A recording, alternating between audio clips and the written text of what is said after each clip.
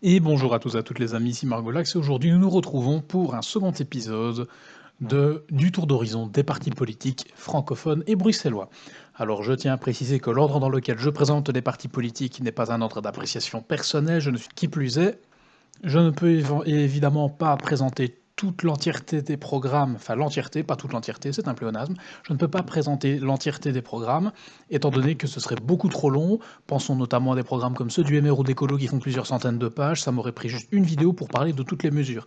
Le but ici n'est pas non plus de résumer les partis que à ce que je présente, c'est tout simplement pour vous faire une espèce de mise en bouche, pour vous orienter peut-être vers des propositions qui pourraient vous aider plus tard à voter pour un parti politique qui vous intéresse. Ces vidéos ne sont pas des tribunes où je donne mon avis il sera dans le dernier épisode de ce tour d'horizon. Donc voilà, alors aujourd'hui nous allons attaquer les partis de centre-gauche à la gauche radicale. Petite précision pour ce que j'appelle gauche radicale, parce que certains vont m'opposer que j'ai une catégorie gauche souverainiste dans la suite des épisodes. Je sépare la gauche radicale de la gauche souverainiste, pourquoi? Car tout simplement, la gauche radicale n'est déjà premièrement pas nécessairement souverainiste, et secondement, il y a aussi des gauches radicales qui prônent un souverainisme, mais qui demandent que tous les gens deviennent communistes ou marxistes ou léninistes avant qu'on sorte de l'Union européenne, par exemple. Du coup, ceux-là, dans leur grille de lecture, en fait, ils sont de gauche radicale avant d'être souverainistes. Voilà, c'était la petite précision. Commençons tout de suite. Alors, on va commencer comme d'habitude par un des gros partis. On va commencer par le Parti socialiste au centre-gauche. Alors, dans les mesures du Parti socialiste, nous avons un écart salarial de maximum 1 à 15 dans les entreprises, un accroissement du rôle de l'État dans l'économie, une séparation entre les banques de dépôt et les banques d'affaires, c'est-à-dire en gros, séparation banque de dépôt, banque d'affaires, c'est maintenant, vos banques dans lesquelles vous déposez de l'argent peuvent spéculer sur les marchés financiers. Avec cette mesure, ça ne pourra plus arriver.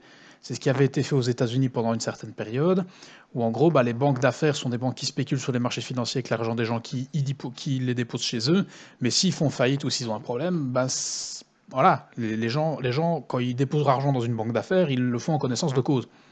Les petits déposants, les petits épargnants, les petits retraités, les ouvriers qui déposent de leur argent à Belfius ou à la BNP ne veulent peut-être pas forcément que leur compte d'épargne se fasse ponctionner à cause de manipulations financières. Voilà.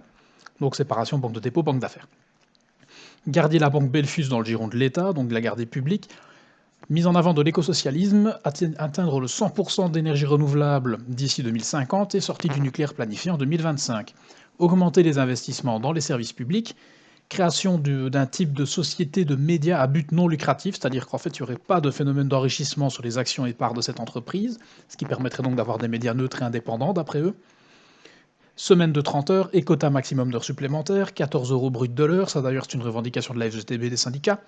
Proposition de loi d'initiative citoyenne par l'intermédiaire de pétitions, c'est-à-dire que vous pouvez pétitionner à l'échelle que vous voulez, et en gros, si vous atteignez un certain nombre de signatures pour votre pétition, vous la déposez au Parlement, on en fait un projet de loi et c'est voté. Voilà. Décumul des fonctions et des revenus, création d'un service citoyen, inscription des services publics dans la Constitution, stopper les libéralisations et les privatisations, demander la fin des critères de Maastricht, avènement d'une Europe sociale, globalisation des revenus, c'est-à-dire que les revenus du capital seront taxés de la même manière que les revenus du travail, à savoir qu'en Belgique, les revenus de ce même capital sont beaucoup moins taxés que ceux du travail, impôt sur la fortune et fin des intérêts notionnels, légalisation du cannabis, toutes les allocations doivent être au-dessus du seuil de pauvreté, et accord automatique des droits sociaux, car il faut savoir que pour bénéficier de vos droits sociaux, vous devez faire des démarches administratives et autres, et bien là, avec le Parti socialiste, ce serait en toute hypothèse automatisé, c'est-à-dire que vous n'aurez pas besoin de faire autant de démarches. Voilà. Alors, autre parti de centre-gauche, le Centre démocrate humaniste, anciennement chrétien démocrate humaniste. Alors, taxe sur les transactions financières à échelle européenne et harmonisation de l'impôt sur les sociétés à échelle européenne également. En gros, ils expliquent leur méthode, ce serait d'aligner d'abord tout l'impôt sur les sociétés au même taux pour plein de pays, c'est-à-dire Belgique 30%, Allemagne 30% et tout ça, puis quand tout le monde aura atteint le même taux, on supprime les impôts sur les sociétés nationaux et on en fait un impôt sur les sociétés européens. Abolition du secret bancaire, taxe sur les GAFA et faire de l'obsolescence programmée un délit, alignement des pensions pour indépendants sur le régime général et ils auraient droit au chômage, mobilisation de l'épargne pour des projets nationaux, alors là c'est-à-dire que avant c'est ce qu'on faisait, par exemple, avant l'article 123 du traité de fonctionnement de l'Union européenne qui demande aux États d'emprunter sur des marchés privés pour financer leurs dettes, avant on pouvait, ponctionner une partie de l'épargne de nos concitoyens, par exemple, et financer des projets d'État et leur donner un rendement sur investissement, notamment. Ça se faisait pendant très longtemps sous la France du général de Gaulle aussi, notamment. Donc, obligation des entreprises de centraliser leurs offres d'emploi au Forum. Alors, 10 000 euros, tous les revenus en dessous de 10 000 euros bruts seront exonérés d'impôts, 10 000 euros bruts par an. Création d'un plan win-win pour les emplois en exonérant 100 euros mensuels du salaire pendant 1 an. Donc c'est l'État qui avance 100 euros mensuellement, donc ça fait 1 200 euros par employeur. Bénéficier du chômage quand on est démissionnaire sous certaines conditions. Allocation de lancement d'entreprise. Un droit au télétravail et à la déconnexion. Interdiction formelle des contrats 0 heure. Alignement des allocations sur le seuil de pauvreté. Geler la dégressivité des allocations chômage si le chômeur suit une formation ou exécute un travail bénévole. Automatisation des droits sociaux, donc ça comme les partis socialistes, moins 30% de CO2 en 2030 et politique écologique de rénovation thermique des maisons, subventions pour l'hydrogène et la géothermie en eau profonde, création d'une Europe de la défense et augmentation de l'aide au développement, création de panels consultatifs de citoyens dans les parlements, création de consultations populaires régionales, décumul des mandats et cadastre des mandats et revenus, et aussi, là c'est une petite chose qu'on trouvera que au CDH, approuver et voter le vote panaché et création d'une circonscription unique pour le fédéral et le régional. Donc voilà pour le CDH. Alors autre parti, la plus petite parti moins connu en Belgique, c'est le Parti pirate de Belgique. Alors on est face aussi à un parti politique qui n'a pas de programme précis et qui n'a que des grandes lignes de doctrine, donc je vais vous les lire. Obligation de transparence des gouvernements et d'inclusion des citoyens dans les processus démocratiques, respect de la vie privée absolue au même plan que la vie numérique, écologie doit primer sur l'économie, création d'un revenu de base inconditionnel, étant donné que les changements de marché du travail et de la société vont devoir l'imposer d'après eux. Et voilà, c'est tout ce que j'ai pour le Parti pirate. Il faut savoir juste une chose, le Parti pirate, à la base, c'est un mouvement qui est issu de l'Internet. C'est un mouvement qui est très proche des libertés individuelles et des libertés, en tout cas au niveau de la vie privée. Et donc voilà, ils sont plutôt à la pointe de ce combat-là en politique. Donc nous en avons terminé avec le centre-gauche, et maintenant nous allons nous attaquer à la gauche radicale. Qui dit gauche radicale en Belgique? Eh bien, on va parler du Parti du travail de Belgique, le PTB. Alors, 14 euros brut de l'heure pour le salaire, 30 heures semaine plus un alignement des allocations sur le seuil de pauvreté, une pension à 65 ans et 1 500 euros, impôt sur la fortune et fin des intérêts notionnels, atteindre la neutralité carbone d'ici 2030, nationalisation de dans certains secteurs, à savoir l'énergie, l'eau, le gaz et les banques. Alors, il ne propose pas de nationaliser tout le secteur, évidemment, mais au moins une entreprise pour ne serait-ce qu'offrir de l'énergie à moindre coût si jamais les marchés s'envolent, etc. Enfin, en tout cas, toujours avoir une partie de l'État dans ces économies-là. Sortie du nucléaire d'ici 2025, création d'une banque d'investissement pour le climat 4.0, objectifs écologiques contraignants pour toutes les entreprises, investissement dans les énergies renouvelables, à savoir la révolution hydrogène, les isolations de maisons, enfin, en gros, tout le monde a plus ou moins les mêmes idées, en tout cas en termes écologiques. Création du modèle Kiwi en Belgique, c'est-à-dire c'est un système d'appel d'offres public pour les médicaments, et en gros, un État fait un appel d'offres pour un type de médicament, et du coup, le prix baisse, étant donné que les gens essaient d'être concurrentiels pour mettre les laboratoires en concurrence les uns avec les autres, et pour avoir le marché, ils baissent leur rendement, voilà, enfin leur retour. Établir une politique plus transparente, fin des primes de sortie des parlementaires, division par 2 des salaires en politique, suppression du seuil électoral des 5%, augmentation de la diversité dans les accès au travail, port du foulard autorisé dans les entreprises et le secteur public, ainsi que l'acceptation des congés pour motifs religieux, et ainsi qu'une création d'un programme scolaire sur les colonies et les migrations. Alors voilà pour le Parti du travail de Belgique, j'ajoute à ça aussi l'Europe sociale, l'Europe des travailleurs, comme beaucoup de partis d'extrême gauche. Alors la gauche anticapitaliste, alors ça c'est l'ancienne Ligue communiste révolutionnaire de Belgique. Ils n'ont malheureusement plus de programme à l'époque de la LCR, je pense qu'ils en avaient un, mais je ne l'ai pas trouvé, donc je ne me suis pas adapté de celui-là. C'est globalement un parti politique qui fait de l'entrisme et qui s'aligne sur le PTB, c'est-à-dire qu'ils appellent souvent à voter pour ce parti, mais au moins vous savez qu'il existe.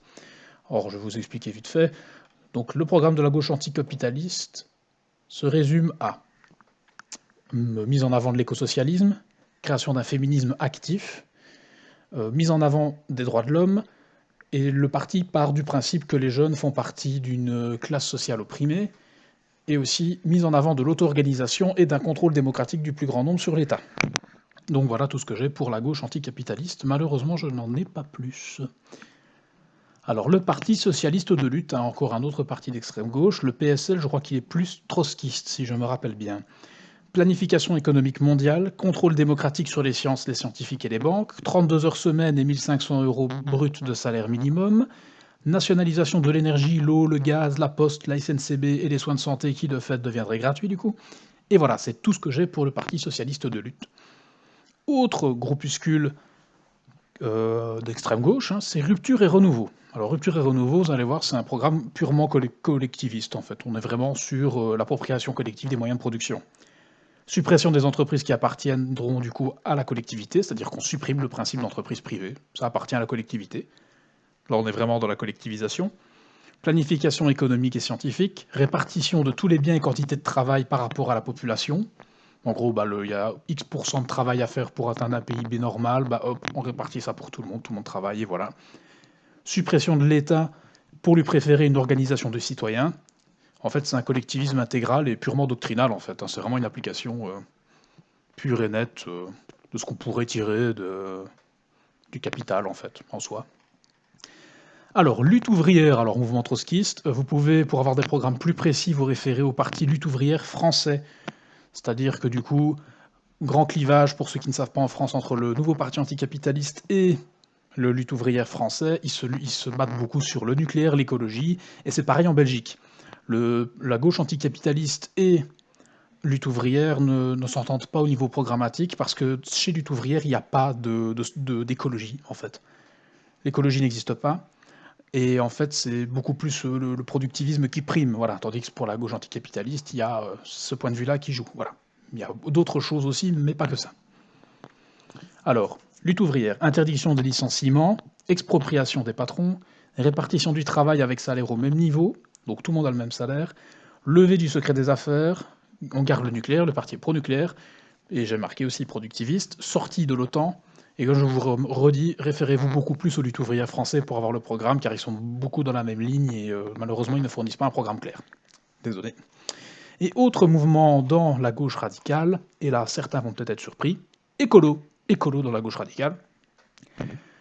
Loi climat contraignante avec des objectifs de moins 55% des émissions de CO2 d'ici 2030 et 95% d'ici 2050, création d'une TVA dégressive en fonction du taux de transformation des aliments, légalisation du cannabis, plus 7 milliards d'euros en 5 ans dans les transports en commun, droit d'initiative citoyenne auprès des parlements, c'est-à-dire qu'en gros les citoyens pourront déposer des lois en fait au Parlement après un système de pétition, de signature, ou alors à travers une consultation régionale, décumul des mandats, maximum 3 mandats successifs, suppression des provinces, création d'une circonscription fédérale, commission de citoyens tirés au sort dans les parlements, parité de genre dans l'exécutif, le législatif et la fonction publique, création d'un revenu inconditionnel de base pour les 18 à 26 ans de 460 € par mois, globalisation des revenus, donc taxation des revenus du capital et du travail au même niveau. Sur base volontaire, l'entreprise pourra passer à la semaine de 4 jours et 32 heures, pension à minimum 1500 €, salaire à 14 € de l'heure, réforme de l'impôt sur les personnes physiques pour une plus forte progressivité, j'ai pas retrouvé les tranches d'impôt, cotisation de solidarité pour les patrimoines millionnaires, séparation des banques de dépôt et d'affaires, favoriser les monnaies locales pour le commerce local. Alors pour ceux qui ne savent pas ce que c'est une monnaie locale, en fait c'est une monnaie qui n'a pas cours réel, c'est pas une vraie monnaie en fait, c'est plutôt une espèce de bon en soi que vous vous échangez, genre un peu comme à Liège, il y en a beaucoup de monnaies locales, dans les Ardennes belges par exemple aussi il y en a, où en gros ça ne peut tourner que dans les endroits du coin en fait, c'est censé favoriser l'économie locale, voilà. C'est le but du truc.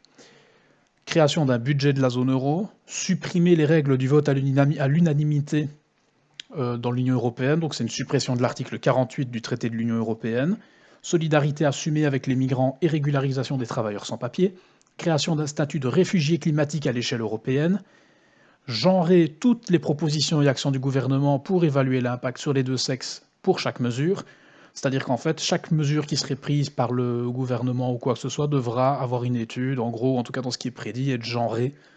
En gros, quel est l'impact sur les hommes, quel est l'impact sur les femmes, c'est ce qui est prévu par Écolo. Et aussi, reconnaissance de l'État palestinien. Donc voilà pour Écolo. Maintenant, on va s'attaquer au dernier. C'est le Parti communiste belge. Alors, réduction collective du temps de travail à 30 heures semaine sans perte de salaire et avec embauche compensatoire. Suppression du statut de cohabitant et individualisation des droits sociaux. Parce qu'en fait, c'est vrai que le statut cohabitant dans la loi vous empêche d'avoir accès à tout un tas de droits sociaux parce que vous êtes considéré comme étant plus avantagé qu'une personne isolée, ce qui n'est peut-être pas toujours le cas. Voilà pourquoi il parle de ça. Il y a beaucoup d'autres partis qui le proposent, hein. Le PS le propose, Écolo le propose, certains partis de droite le proposent aussi. Donc voilà. Suppression de toutes les mesures contre les chômeurs, donc disponibilité, dégressivité, stage d'insertion, limitation du chômage dans le temps, etc. Suppression du service communautaire, donc c'est CPA, SFOREM, c'est supprimé. Allocation de chômage au-dessus du seuil de pauvreté et à 65% du dernier salaire. Imposition de normes sociales strictes aux emplois précaires comme les livreurs Deliveroo Uber et interdiction de l'extension du statut d'indépendant aux salariés et des contrats 0 heure. Alors le statut d'indépendant aux salariés, c'est quoi? C'est en gros tout simplement un système de sous-traitance en soi.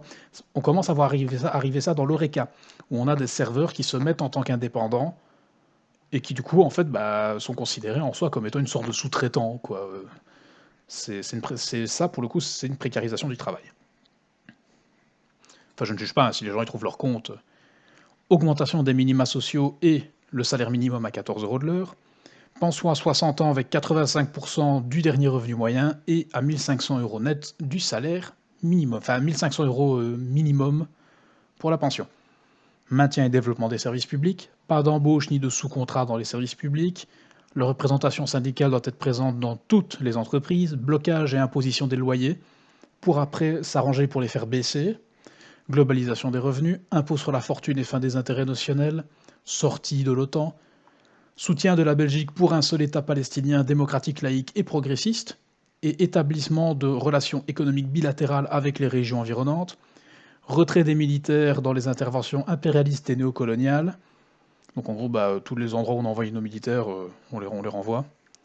Ni retour à l'État national bourgeois, ni à l'Union européenne du capital. La sortie de l'Union européenne se fera par la gauche en promouvant le socialisme. Donc voilà, c'est ce parti-là dont je disais, on doit être de gauche avant d'être souverainiste. Abolition de la monarchie pour création d'une république socialiste et sortie du nucléaire. Alors voilà ce que j'ai pour les partis de centre-gauche à extrême-gauche. Et ce sera tout pour cette fois. J'espère que ça vous a plu. N'hésitez pas à partager la vidéo et la commenter. Et plus tard, on va se retrouver pour la gauche souverainiste et les divers. Merci et à la prochaine.